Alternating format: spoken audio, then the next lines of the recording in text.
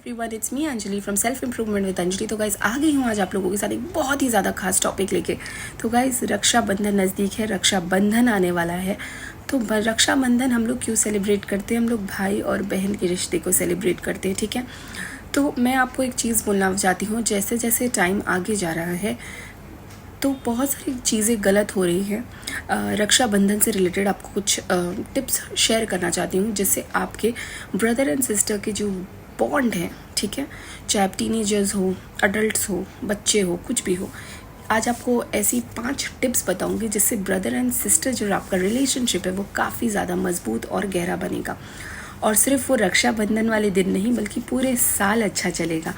तो ये चीज़ आपको याद रखना है गाइस। 2024 आ गया है, तो अभी क्या हो रहा है ना, अभी हर रिलेशनशिप में कॉम्प्लेक्सिटीज़ हो गई हैं। जैसे कि भाई बहन हो, ब्रदर सिस्टर तो छोड़ ही दो, उसके अलावा रिलेशनशिप हो, पेरेंट्स हो, कोई भी हो, बच्चे और पेरेंट्स का रिलेशनशिप हो, बट एक भाई बहन का रिलेशनशिप या भाई भाई का रिलेशनशिप या बहन बहन का रिलेशनशिप बहुत इंपॉर्टेंट है।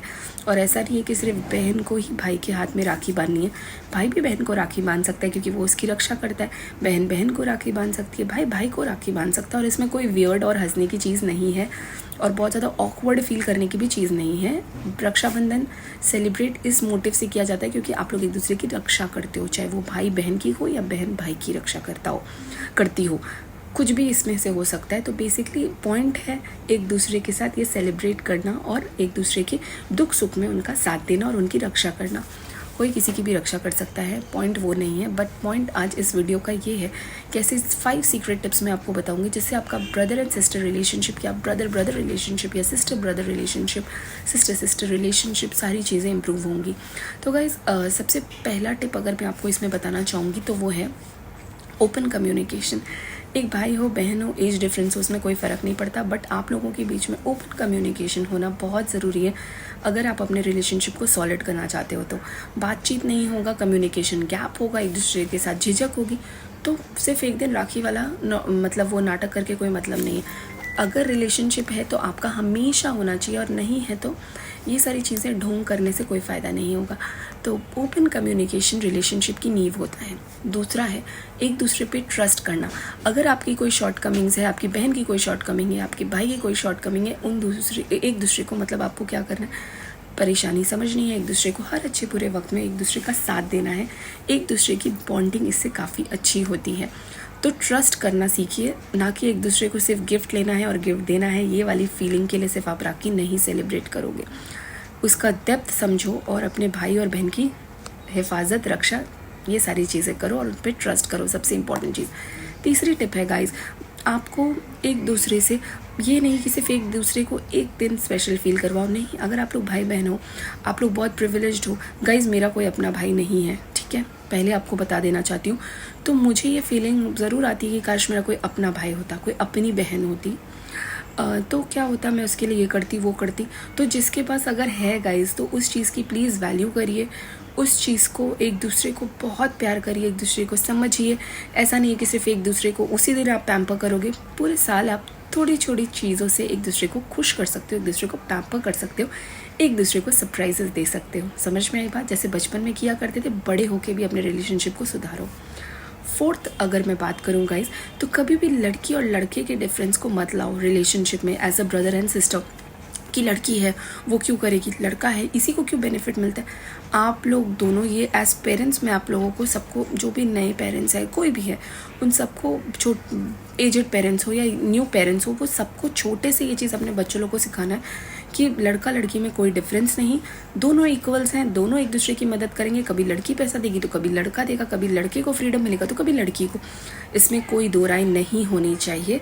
अगर यही 3-5 करने की वजह से आप देखते हो कि बड़े होने के बाद भाई और बहन का जो बॉन्डिंग होता है वो वाहियात हो जाता है, वो बहुत ही ज़्यादा गंदा और टॉक्सिक हो जाता है। तो ये चीज़ पेरेंट्स अगर छोटे उम्र में बच्चे लोग के साथ करना शुरू कर दें कि नहीं यार तुम सब समान हो, वो भी जो करेगी तुम भी वही करोगे, वो जो करेगा तुम भी वो करोगे, मतलब ये दोनों बैलेंस करने से आपका जो रिलेशनशिप है, फाउंडेशन जो है, नींव होती है रिलेशनशिप की, वो बहुत सॉलिड हो जाती है। तो ये पेरेंट्स को ये काम बहुत छोटे से ही ये स्टार्ट कर देना चाहिए, जब भाई बहन होते हैं तभी।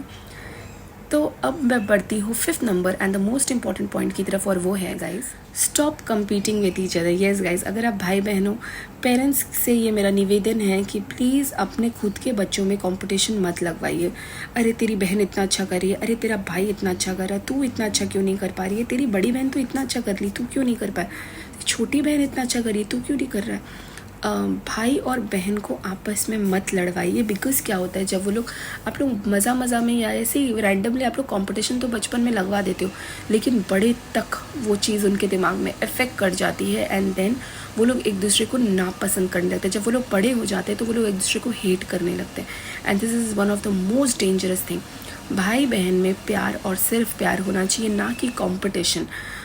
हेल्दी कंपटीशन अच्छा है, लेकिन जब ये कंपटीशन सीरियस लेवल में, गंदे लेवल पे चला जाता है, रिश्तेदार भी इन्वॉल्व हो जाते हैं, वो भी उन्हें टॉन्ट मारते हैं या उनको दिखाते कि एक आगे निकल गया, एक पीछे रह गई, या एक पीछे रह गया, या एक आगे बहुत ज़्यादा आगे बढ़ गई बहन। तो ऐसे नहीं करना है गाइज। अलग इंसान, अलग अलग बच्चे, अलग अलग उनके टैलेंट्स, हर किसी का टैलेंट एक नहीं है, हर कोई का ज़रूरी नहीं है कि हर कोई एक ही तरह का सक्सेस पाए। कोई अभी सक्सेस मिल रहा है किसी को शायद बाद में मिलेगा, आपको नहीं पता है। तो उनके दिमाग में ऐसा कंपटीशन मत लाओ कि वो लोग एक दूसरे को काटने को दौड़े, एक दूसरे से इतनी नफरत करने लगे कि सॉर्ट आउट करने की कोई जगह ही ना हो।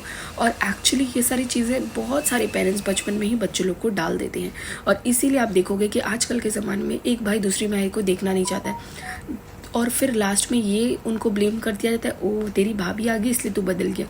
लड़की को ये ब्लेम कर दिया था, ओ तेरी शादी हो गई इसलिए तू दूसरे घर चली गई इसलिए तू बदल गई। नहीं गाइज, हमेशा ये सारे रीजंस नहीं होते हैं बदलने के बहुत सारे ऐसे रीजंस भी होते हैं कि बचपन में उन लोगों का इतना कंपटीशन था कि वो लोग को लगता है कि यार छुटकारा मिला इससे या छुटकारा मिला उससे, ये फीलिंग उनके अंदर डेवलप हो जाती है एंड बिकॉज ऑफ दैट वो लोग एक दूसरे से कटने लगते हैं या दूर हटने लगते हैं। तो ये चीज़ आपको अच्छे से और बहुत अच्छे से समझना है। भाई बहन का रिश्ता बहुत प्योर होता है, बहन बहन का रिश्ता, भाई भाई का रिश्ता, और भाई बहन का रिश्ता, ये चीज़ आपके हाथ में है, आप कैसे उसे आगे लेके जाते हो। और बीइंग ब्रदर एंड सिस्टर्स या सिस्टर सिस्टर ब्रदर ब्रदर, आपको ये अंदर अंडरस्टैंडिंग होनी चाहिए कि अगर आपके पेरेंट्स कभी ये गलती करते हैं कि बोलते कि अरे ये अच्छा कर रहा है, वो अच्छा कर रहा है, तू नहीं कर रहा है, वो नहीं कर रही है, तो आप उनको वहीं टोक दो कि वो अलग इंसान है, आप अलग इंसान हो। आप दोनों में रिश्ता है प्यार का, सम्मान का। अगर कोई एक अच्छा नहीं कर रहा है तो दूसरा उसे हेल्प करेगा, और कभी कोई अच्छा करता है तो दूसरा उसे प्रोत्साहन देगा, ना कि उसे जलन करेगा।